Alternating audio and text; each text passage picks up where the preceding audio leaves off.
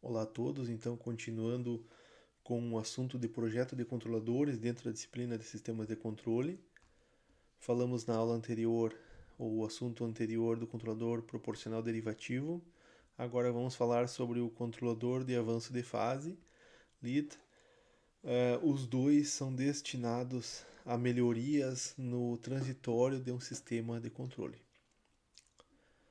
Bom, como eu já disse, o controlador PD ele trabalha na melhoria, tal como o controlador PD, o controlador lead trabalha na melhoria do desempenho, então, do sistema no regime transitório. É, no entanto, ele adiciona um polo de alta frequência, tá? Um polo bastante afastado do eixo imaginário, junto com o zero que nós tratamos uh, no projeto anterior. Então, a vantagem sobre o controlador PD é que ele evita a amplificação de ruído, tá? Esse arranjo ele contribui para a redução de ruídos de alta frequência devido ao componente derivativo. No entanto, ele adiciona então esse novo polo em malha fechada, tá? Que vai se tornar mais uma trajetória para os polos no lugar das raízes, tá? E que de certa forma torna mais complexa a análise do projeto no lugar das raízes. A característica dele é mostrada aqui na função transferência. Então, a localização do zero aqui é a localização do polo, tá? A localização do zero aqui, ó, ela vem antes do polo, com relação ao eixo J ômega, tá? No sentido negativo, tá? No sentido estável do eixo sigma. Então, nós vimos lá o controlador PI e o controlador lag também, tá? Os dois tinham características similares também, que era a redução do regime, a melhorias no regime, ou seja, redução do erro de estado estacionário. E o controlador lag, ele era ao contrário. Primeiro ele tinha o polo mais próximo do eixo J ômega e depois o zero. Similar ao PI, tá? O PI larga um polo na origem, tá? O lag ele tinha um polo muito próximo da origem. E aqui é o contrário. Eu tenho um zero que é alocado próximo da origem nesse controlador de avanço de fase. E o polo ele é alocado na região onde é necessária para que o sistema atinja o critério de desempenho. Bom, com relação ao lugar das raízes, tá? Eu tenho diferentes situações aqui, ó. Eu tenho uma possibilidade aqui com relação ao controlador, tá? Ou seja, eu tenho um sistema a ser controlado, que é o meu sistema G, e eu estou inserindo aqui o meu compensador de avanço de fase, colocando então o zero em seguida do polo. As possibilidades com relação a um sistema qualquer, tá? São essas três aqui, ó. Então eu poderia alocá-los dessa forma, mais próximo ou ainda mais próximo do eixo J ômega, influenciando, tá? Ou no erro de estado estacionário, é, nos ganhos do lugar das raízes e nas respostas transitórias. Vamos fazer um exercício aqui para melhor entender esse compensador. Então, diz o exercício número 6, determine o valor do ângulo K para o ângulo, desculpe, determine o valor da constante K para que se tenha uma ultrapassagem percentual, tá? Ou overshoot de 30%. E ele já deu, no caso, para nós o amortecimento relacionado a esse overshoot, tá? Então, temos pronta já essa informação. E projete um controlador lead ou de avanço de fase que diminua em 2 vezes o tempo de assentamento de um controlador proporcional P. Ou seja, eu vou considerar um controlador proporcional P projetado inicialmente que tenha esse como critério de desempenho, tá? Que tenha o amortecimento 0,3588 como critério de desempenho. Vou calcular o tempo de acomodação ou o tempo de assentamento, TS, e em seguida vou gerar um novo critério de desempenho, que esse TS seja dividido por 2. Então, do ponto de vista do controle proporcional, nós encontramos utilizando a ferramenta de lugar das raízes, tá? Do software, tá? RLocus. Encontramos essa figura aqui, tá? Aqui nós temos os polos em malha aberta, tá? Desse sistema, então um polo em 0, um polo em -4 e um polo em -6. Fechando a malha, então esses polos vão se deslocar e com um ganho de 63, tá? Ganho de 63, eu tenho os polos complexos conjugados sobre essa reta aqui, ó, passando pelo centro do gráfico, que representa para mim um amortecimento de 0,358. Então esse é o critério de desempenho que foi estabelecido, tá?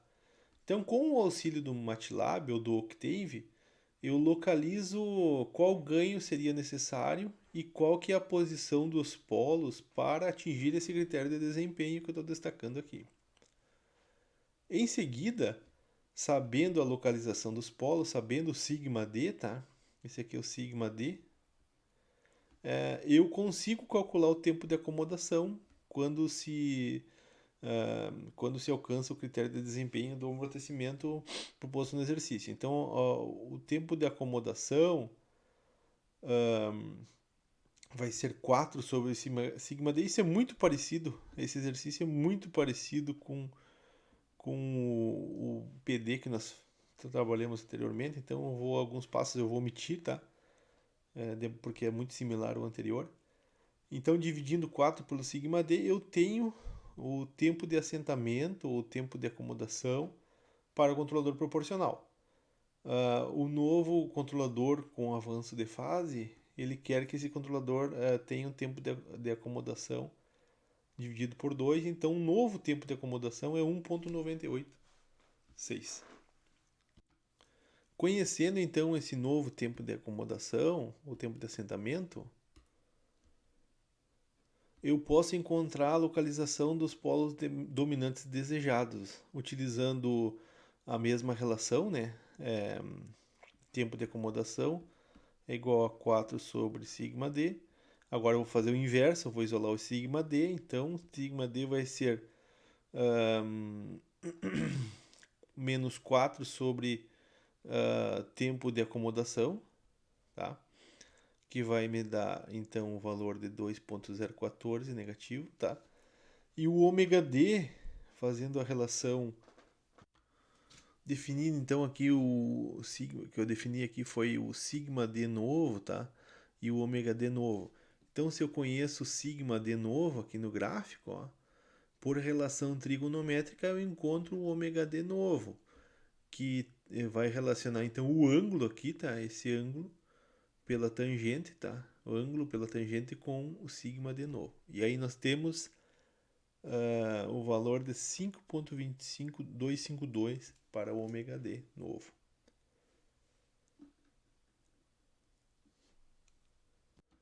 Por enquanto aqui tudo é igual ao que foi posto anteriormente no exercício, tá? Então no exercício do PD foi tudo feito seguindo essa lógica. Então com os dois pontos aqui, ó, novos aqui do valor desejado calculados, eu vou lá no gráfico e já aloco esse polo no gráfico. Observa-se aqui ele continua sobre a reta que correspondente ao amortecimento 0,358, tá? Então ele continua atingindo o critério de desempenho proposto no exercício. E agora para esse novo ponto aqui, então, que eu redesenhei esse problema, tá? Para esse novo ponto aqui, do lugar das raízes, eu vou calcular as contribuições de ângulo de cada um dos polos, tá? E 0. Então agora chegou a hora de projetar o compensador por avanço de fase. Então eu faço a adição de um 0, tá? Em um local de forma arbitrária no gráfico, tá? Então foi escolhido aqui -5 aqui como a posição do 0 do compensador.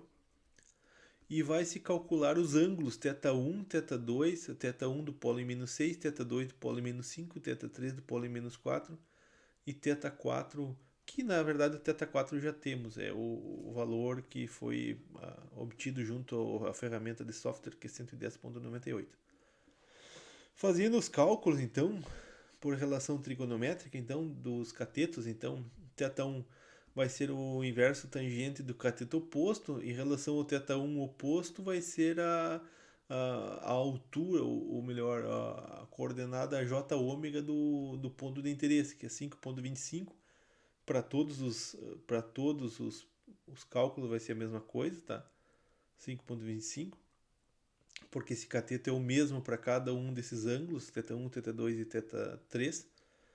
E o cateto adjacente então vai ser a diferença entre os pontos. Então o ponto, o vértice aqui do triângulo retângulo e o ângulo de 90 graus. Então vai ser menos 6 por primeiro, menos 2,01, chegando ao ângulo de 52,79.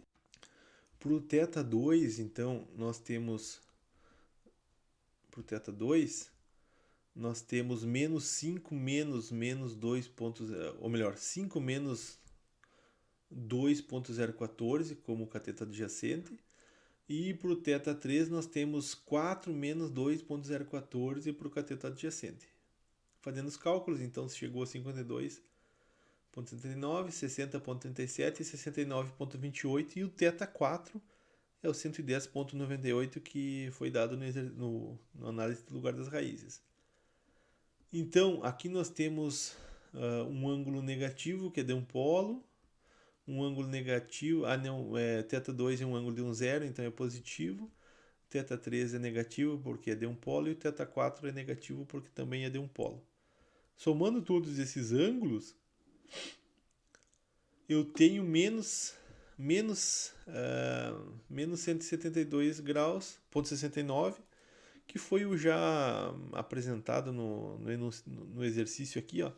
Então, o ângulo da função de transferência desse sistema, tá? No ponto menos 2.j 5.252, lembrando, esse menos 2.014 aqui, é o ponto que foi projetado para que o sistema, que esse ponto aqui, ó, ele foi projetado para que o sistema continue com esse amortecimento e que tenha o tempo de acomodação desejado, que é o dividido por 2 aqui.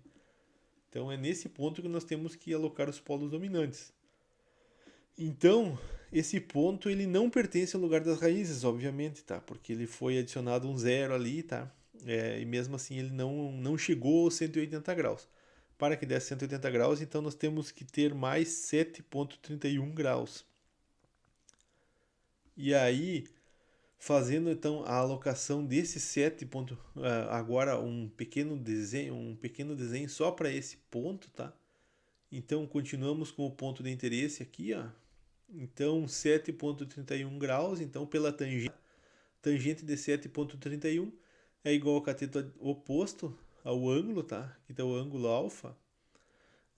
Cateto oposto, que é o 5,252, e o cateto adjacente, que vai ser a posição do polo em questão, menos 2,014. E aí nós chegamos ao polo do compensador de 42,96. Um polo na posição 42,96. Logo, o compensador projetado ele tem um zero em menos 5 e um polo em menos 42,96. Com isso, é possível agora simular esse compensador junto com o sistema de interesse, tá? Então aqui está ele, um zero em menos 5 e um polo em 42,96, o sistema original, GDS. O lugar das raízes correspondente, então agora eu tenho um polo na origem, um polo em menos 4, um polo em menos 6, um zero em menos 5 e o polo em menos 42. E agora, com o auxílio da ferramenta de software, nós podemos encontrar qual que é o ganho K que vai conduzir ao sistema aos polos dominantes que correspondem a um amortecimento de igual a 0,358, tá? E obviamente um tempo de acomodação conforme projetado. Então, utilizando a ferramenta de software, nós encontramos que o K necessário é de 1423. Eu vou destacar aqui no exercício.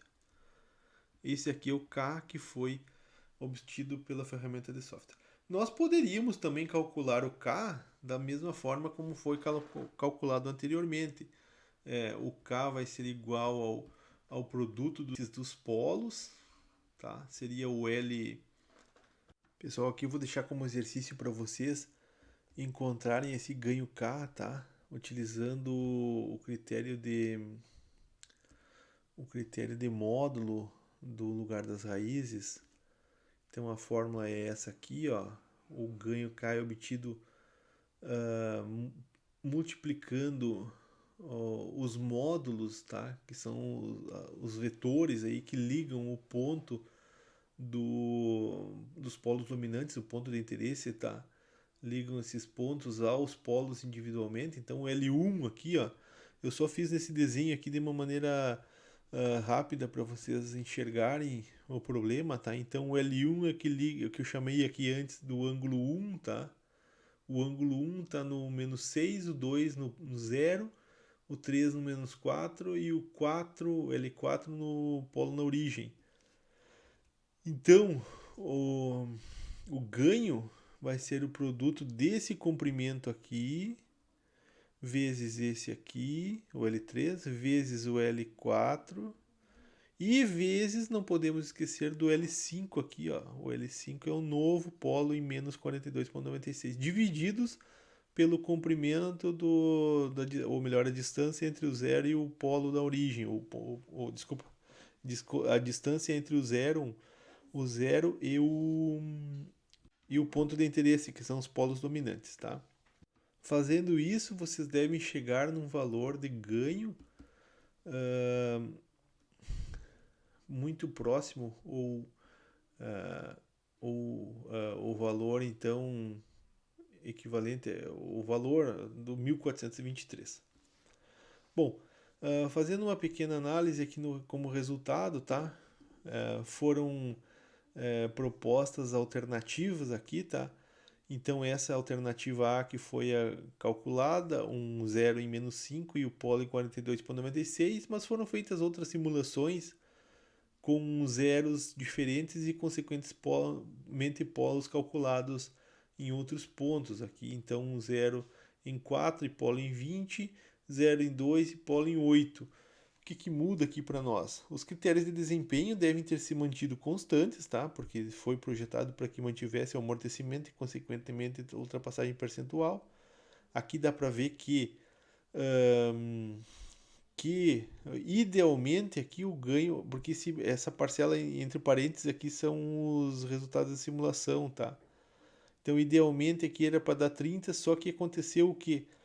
Quando o zero que foi alocado era mais afastado dos polos dominantes aqui, ó, 0 em 5, tá? Eu tinha a ultrapassagem percentual equivalente ao projetado. Quando eu fui aproximando esse zero aqui, ó, dos polos dominantes, eu tive uma redução aqui de desempenho, tá? Em simulação eu tive um erro em simulação. E quanto mais perto esses zeros foram colocados, maior foi esse erro, tá? Então aqui nós temos mais uma vez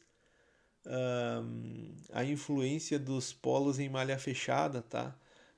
Como esse zero está cada vez mais perto dos polos dominantes, esses polos dominantes eles acabam que não necessariamente são eles teriam mais polos dominantes, ou seja, aquela distância entre o polo dominante e os polos que estão próximos ali, como esse zero está próximo, os polos que estão indo para esses zeros também estão próximos, tá?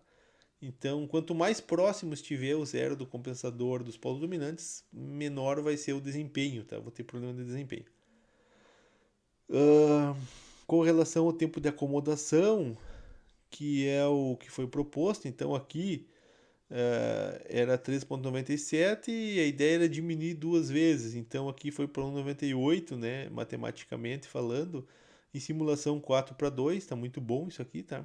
4 para 2. Quando o polo, ou melhor, quando o zero do compensador foi muito próximo dos polos dominantes, nós tivemos uma perda de desempenho também, veio para 1,7. E o erro de estado estacionário de 0,38, tá? Não era de se esperar uma melhora significativa, mas teve aqui, ó, ele foi reduzido pela metade. E aí, essa mesma história, quando o zero foi colocado perto dos polos dominantes, eu perdi desempenho no meu compensador. É aqui como resultado, então, os gráficos mostrando aqui o sistema não compensado, tá? Todos eles têm um bom desempenho, tem um erro tendendo a zero em regime. E no transitório, então, esse tempo, o tempo de acomodação, tá? E o tempo de assentamento, então, ele foi a metade. Aqui dá para ver que o tempo de pico também foi a metade, tá?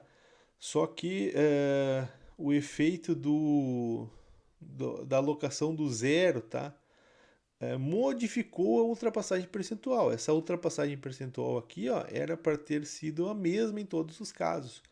Só que quando eu aloquei o zero do compensador muito próximo dos polos dominantes, aqui eu tive uma ultrapassagem percentual prejudicada, tá? Que seria a compensação em C, aonde eu tenho o meu zero do compensador, zero do compensador em 2, em menos 2, tá? Ou seja, menos 2. E os polos dominantes estão aonde? Os polos dominantes estão também em menos 2, tá? Então eles estão, a parte real dos polos dominantes e a parte real do zero do compensador para o caso C são muito próximas, tá? São praticamente idênticas. Por isso que ele teve perda de desempenho. Ou seja, esse zero do compensador não poderia estar muito próximo polos dominantes. Pessoal, fica como exercício para vocês fazerem a obtenção do ganho, tá? Não esqueçam disso, eu vou cobrar na aula síncrona a obtenção do ganho, tá? Para esse caso, utilizando o segundo critério lá o critério da magnitude, tá? Do lugar das raízes. E deixo esse exercício aqui do slide 34 para vocês exercitarem essa parte do conteúdo.